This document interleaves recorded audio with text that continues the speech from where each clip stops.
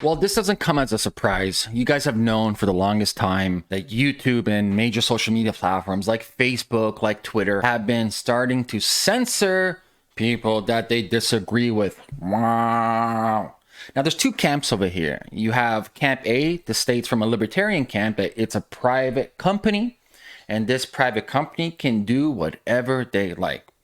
And I'm more or less on that side. But, however, you also have the camp of saying, wait a second, this doesn't even behave like a private company anymore. You have government involvement, it's publicly traded companies, and for the most part, it's not a free market. It's not a free market. You have governing bodies that are deciding how these private corporations behave. It's one thing if you're a private corporation, specifically not even a publicly traded company, where you have 100% control over what your company does. No shareholders, no government regulations, etc. In this case, if we're looking at YouTube, which is Google, if we're looking at Twitter, these are publicly traded companies that are intertwined with government regulation, government policy, senators, etc. And people make the case that this is more or less like a public utility company, such as the telephone. Recently, what has happened is YouTube is trying to silence the Mises Institution. So yesterday, YouTube removed the Mises Institute video. The decision apparently lasts for all of eternity and cannot be appealed to an actual human. It comes with a friendly warning because it's the first time. This is just a warning. If this happens again, your channel will get a strike and you won't be able to do things like upload, post, or live stream for one whole week. The video in question is a video from Tom Woods. If you guys aren't familiar with Tom Woods, well, fuck, have you been hiding underneath a rock? Go check out Tom's channel. His podcast is amazing. The video is Tom Woods titled The COVID Cult. With more than 1.5 million views, was recorded at a live event in Texas 2 weeks ago. It offered challenges to the official narrative surrounding the coronavirus, particularly with respect to the mask mandates. Wood's talk featured several charts showing rises in COVID cases across multiple cities and countries not long after imposing the mask rule, demonstrating how such rules apparently have little effect on slowing transmissions of the virus. Now, I'm not here to debate whether you agree with COVID or not, whether you agree with masks or not. That's not the question. The question is very simple.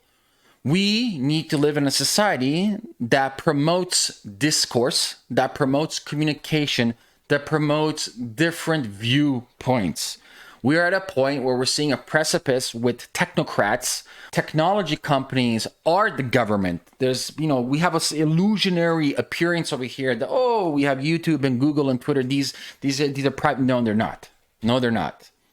We're at a point now, guys, where freedom of speech is being challenged at every fucking corner. So this also happened yesterday, guys. YouTube also bans One America News as Democratic senators demand for more censorship.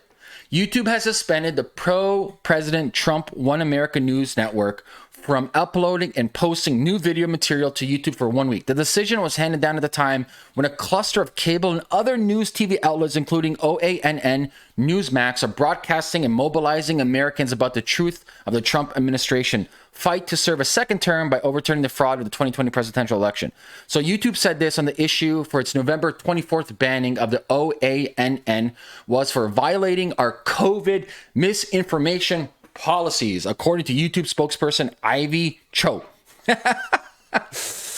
In quotation, guys, in August 2020, when YouTube updated its policy regarding the misinformation and manipulating the media, the platform notably refused to prohibit users from posting false content on the outcome of the election or the manner in which states the local officials counted votes. As a result, the platform is now home to an onslaught of videos aiming to undermine the legitimacy of the election. For example, one YouTube video claiming evidence of voter fraud.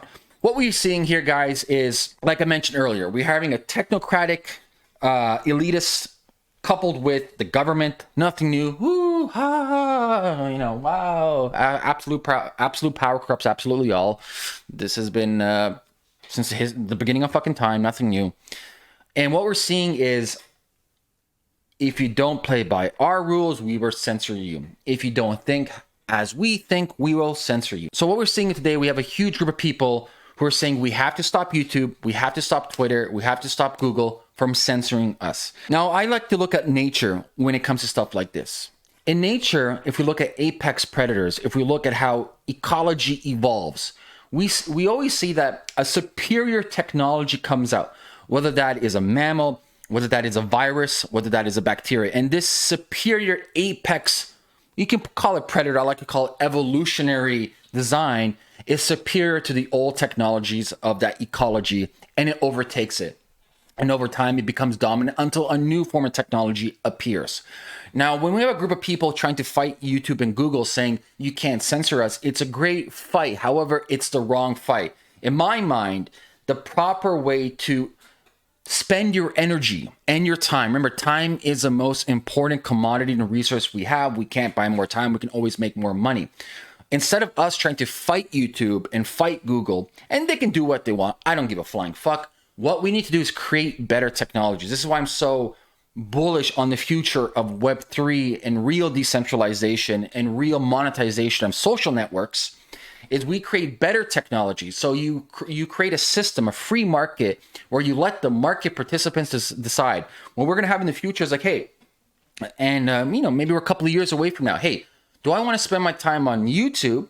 At one point, it was great. I love, when YouTube was a wild west with like conspiracy and cat videos, and like you can say what you want, do what you want. Like that was like the golden time. When we go into the future, there's going to be a time where you're going to have this decision: do I want to spend my time on YouTube, where I'm a fear of saying certain things to demonetize me, or even yet they won't even let me upload videos? Or do I want to go on this new platform where I can make good money, where I'm not censored, where it's more or less a laissez-faire free market?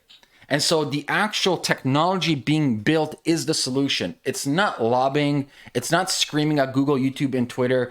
It's a very notion of let's take this energy and let's build something better. Because listen, these are just recent examples with Mises Institution, with One America. It's going to continue. And regardless of how loud you scream, regardless of how much you don't like what they're doing, it's not going to change the status quo. What you can do right now, whether you are a creator, whether a user, is start helping other types of companies who offer better alternatives within the free market to create better solutions. And that's how I see us overcoming what's happening today. It's not, let's get more regulation. It's not, hey, let's knock on the shareholders' door. No, it's create better technologies that supersede the old technologies. So I'll leave it at that, guys.